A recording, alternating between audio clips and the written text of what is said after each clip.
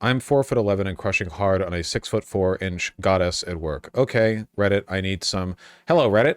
I need some advice and maybe a reality check. I'm 23, and as you may have guessed from previous posts, if you've seen them, I'm 4'11". I'm used to being the shortest person in any room, but this is a whole new level. There's this woman at my work. Is it okay to say my opinion on this matters entirely on whether or not OP is a girl? People aren't ready for a conversation on how real heightism against men is. That's all I'm saying, okay? People don't want to talk about it because it's not fashionable, but it's very real. And it affects men like in their professional lives, in their friendships, in their romantic relationships.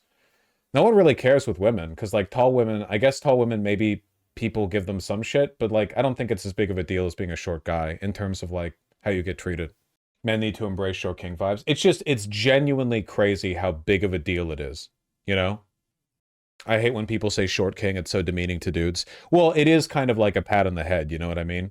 Like the short king thing is like, oh, you? Like I don't think anyone's particularly convinced by the sentiment there. Dang. I mean, yeah, like obviously, like think about it. Aren't you just a little buddy? Aren't you just a great little guy? If you're a short dude, your only shot is presenting more feminine sucks. Yeah, you can be a 6'3" woman and present femme, and it's just cool. If anything, it's like celebrated, you know. But if you're like a 5'3" guy and you present mask, it just makes you it's like all Napoleon syndrome shit or whatever. People are like, oh, the only reason you work out is to compensate for your short stature. You know, it just like makes you a target of ridicule. Wolverine is holding up the weight of the world for short mask culturally. Well, yeah, but he's not because he's not short in the live action movies. Like Wolverine's only short in the comics. In all of the major X-Men adaptational stuff, he's like a regular height guy or a big guy, you know? Because they're like, oh, it'd be ridiculous to have a 4'11" dude play Wolverine. Hugh Jackman's a big guy. His name's literally Huge Jacked Man. 5-foot guy here. I present mask and I get short king jokes all the time. Yeah, I would never call a short guy short king. It's crazy. But it's fun making fun of people for a genetic trait they have no control over. Yeah, I mean, we do that for a lot of things, I guess. It's just strange to me how even in progressive circles, like in progressive spaces, you are considered to be, you are like worthy of ridicule if you hold on to a bunch of what people would consider to be like chauvinistic judgments about female beauty standards. So for example, if you are like, I don't really like tall women, I want my women short, everyone will make fun of you in progressive spaces. Or if you're like, no, I want like my lady like totally shaved, like no pussy hair, no armpit hair, whatever, like preferences aside, people are going to make fun of you for that, you know, because that's like the coward's option or whatever, which is true. But that point aside, like crap like that, you know, but like the idea of a chick not being interested in a shorter guy or like a guy with a small dick or something, that is impolite, but not really a problem. Like that's not going to get you mass ridicule at all. Like you can be like on the left as a lady and make comments about like, well, you know, like the tweet we literally just saw where you can be sort of, not to make a joke, but like diminutive about guys' height and it's like considered acceptable. The harm is entirely in men's head. That's kind of like a low IQ take, to be fair though. Like that's how feelings work. Yeah. Also, it's not though. Like short men are prejudiced against like broadly. That's not just like a feeling thing, you know? If a person that you like doesn't like you because of your height, that's not just a harm done in your head. Like you no longer are able to woo the person you like. I mean, you could say that about anything. Yeah, there's like a income gap thing too. Like tall guys get paid more. It's crazy. It's like the lookism thing. What, really? Yeah, that's true. It's like the lookism thing as well, where like sometimes people will walk backwards into a stupid position because they don't want to agree with an incel. You know, like incels are like, well, everything just depends on looks. Not everything, but a lot of it does. Yeah, I don't think it's everything, but a lot of it does, right? And then people, in an effort to like push back against that, they'll be like, no, man, being ugly doesn't affect your life options or whatever. What are you talking about? Come on, you're being wacky right now. Just become a VTuber, lol. Well, that fixes everything. So, would you be a mask VTuber? Why cover this up? That's part of the human experience, unfortunately. Yeah, but we're like pretty weird about it. I don't know. It's kind of like it's sort of like an extension of how women wear men's clothing literally all the time. Like all men's clothing is now women's clothing. Workwear, military wear. You see women in jeans, pants, work jackets all the time. Not weird at all anymore. I mean, unless you're in some like a Mormon household or something. They even wear like pantsuits, which are just like suits that are cut to suit the proportions of most women. They even wear like tuxedos sometimes at award shows.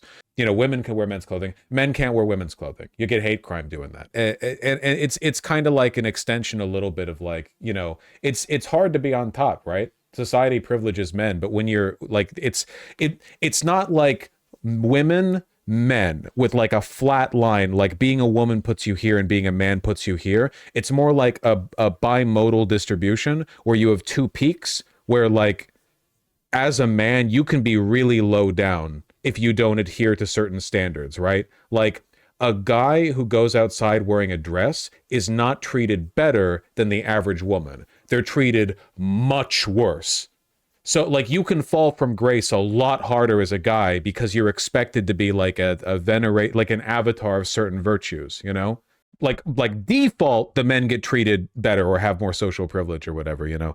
But there are things you can do to fall way below those standards as a guy. And then you get treated way, like people are out there hate criming guys wearing skirts. They're not out there hate criming women wearing like work jackets. I mean, maybe in some places, but let's be real here. Like someone's going to dig up an example from like 2007 where like two Amish guys beat a woman to death with a shovel for wearing like a Carhartt work jacket or something. Like, okay, I know. But like generally speaking, let's be real here. Okay. Yeah. That's why straight guys are so anxious about their presentation all the time. 100%. Yeah. It's not as much of a thing with the gays, right? With gay guys, they just want to serve, you know? But with a straight guy, it's like you still want to look good, right? Everyone wants to look good. But then you go out and presentationally, if you fall below certain standards, it's like a threat to your, not just your ego, but your identity in a way that can actually harm you negatively, you know?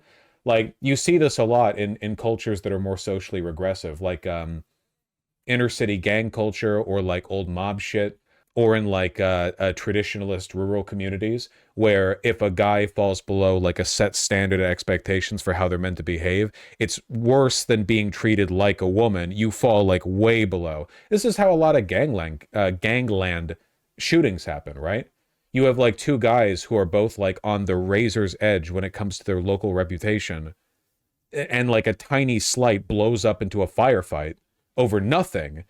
And from the outside, it's like, wow, what idiots. These two black guys shot each other at a club because one of them like bumped past another would. And it's like from the outside, it's like, wow, that's stupid. But from the inside, if you understand the power dynamics at play, like like you're on such a razor's edge that if you back off or you fuck up or demonstrate weakness in a way, that can set in motion like this cascading series of like other people viewing you negatively, that your life is now much worse because you back down in this one little social interaction. So it's not a matter of like, oh, these guys have no impulse control. Don't get me wrong, they don't, but that's because of like the built environment. Like it's not, if you took that and you like moved the environment but kept the underlying psyche, like the behavior would be massively different, you know? We even talk about this in prisons, right? Where like the stereotype, I'm not like referring to an article on this or something, but like in prisons, the stereotype is that when you go to prison, you have to be a tough guy right away to get in with the right crowd, because if you don't, you're going to be a bitch and they'll treat you like a bitch for the entire time that you're there, right?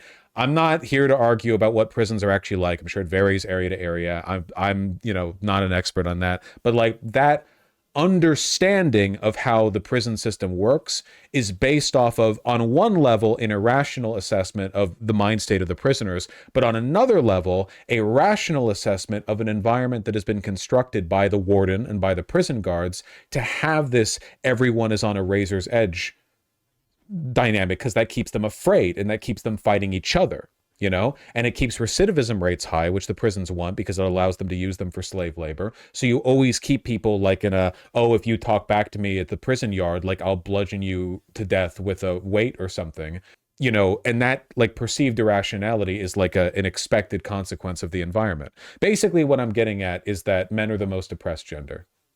Kind of. Not really, but kind of. A little bit, in some respects. You certainly don't have these like razor's edge ego standard things affecting women. That's not a woman's issue. Can we agree on that? We have to agree on that, okay? For the most part, if we're taking things as a whole in women's lives, this kind of like moment to moment, any freak out or threat to your ego instantly can become this like life defining, so on and so forth. Like that's, you know, it's complicated. You're so right about this. Thank you. I love affirmation. Certainly higher expectations are landmines for them. Yeah, in a way. It's kind of like, you know how the Romans had slaves? And back then slavery was different than chattel slavery.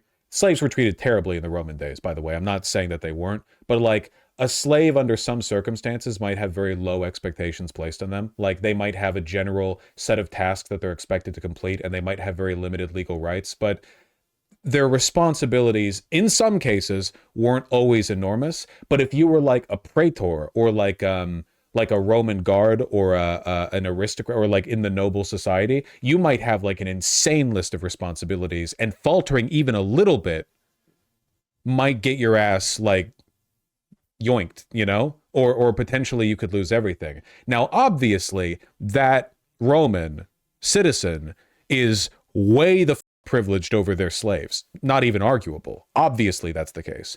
But that doesn't change the fact that there's a significant difference in the expected responsibilities, you know? Same with nobility. Yeah, you can even take that like nobility and serfdom, you know? A lot of serfs for a lot of, you know, in feudal societies, serfs were worked to the bone, don't get me wrong, but they were largely left alone. Obviously, you had like marauders and brigands and armies that would come and rape. And so like, again, because people, you can't say anything without people in chat being like, are you saying it was easier to be a Roman slave than no, shut the fuck up.